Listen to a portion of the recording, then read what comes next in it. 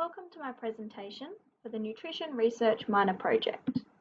The research question is: what perspectives do Australian women aged 18 to 64 years old have on mobile applications for weight management, nutrition education, and/or physical activity tracking?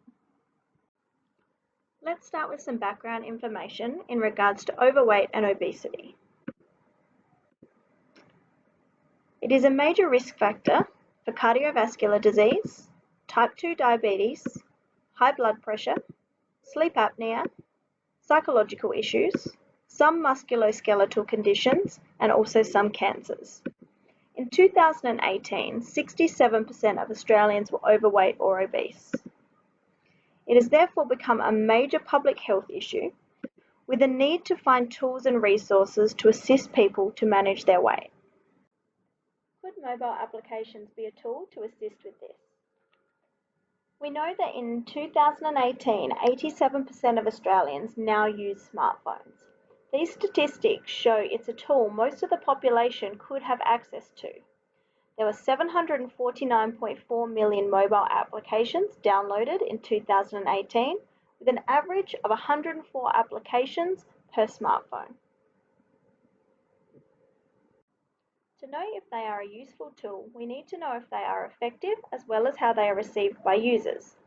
A 2015 review found that mobile application use was associated with significant changes in body weight in kilograms and body mass index. 10 included studies in this review were a close representation of the general adult population.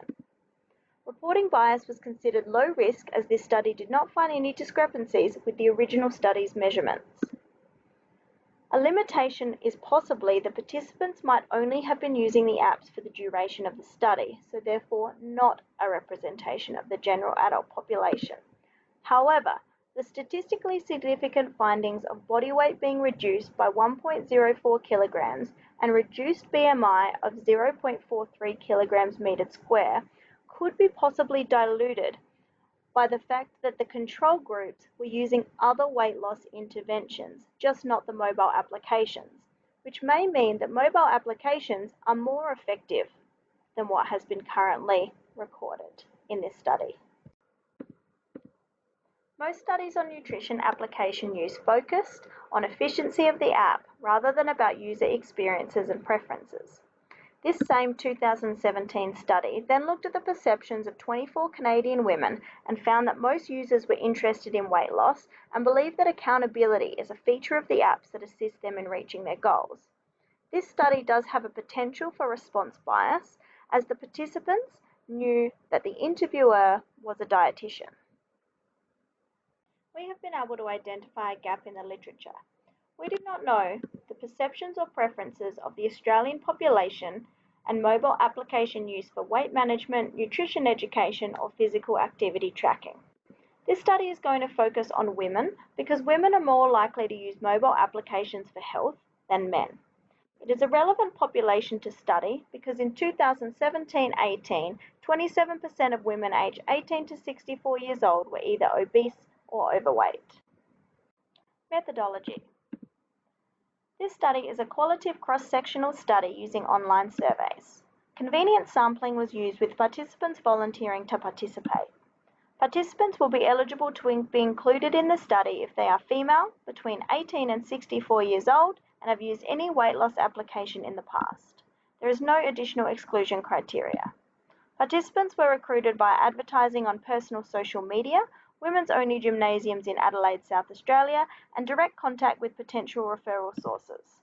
As this study is classified as a classroom-based activity with La Trobe University and will not be published, ethics have been waived. All participants, however, will still give written, informed consent before participating.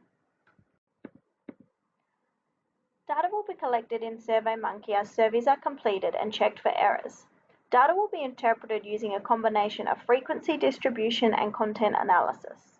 Data will be articulated in a 3,000-word report handed up on the 17th of November 2019. It was hypothesized that the findings of the Australian women will be similar to that of the 24 Canadian women, with weight loss as primary motivator, with accountability being rated as the most important influencer on results. Preliminary data shows the apps are primarily used for weight loss, followed by physical activity tracking, and predominantly as a method of motivation, as shown in the two tables below. So what will the results of this study be able to be used for? What are the outcomes and impact?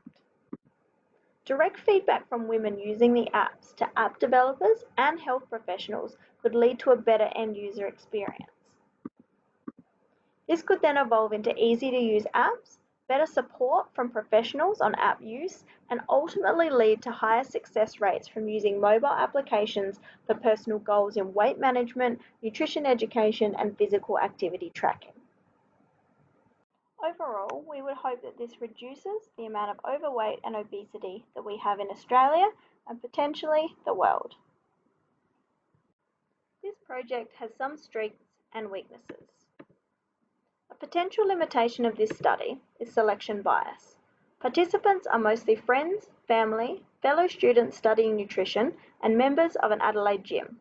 As these participants have an interest in healthy eating and exercise, it may not be a representation of the general population. Another limitation is response bias.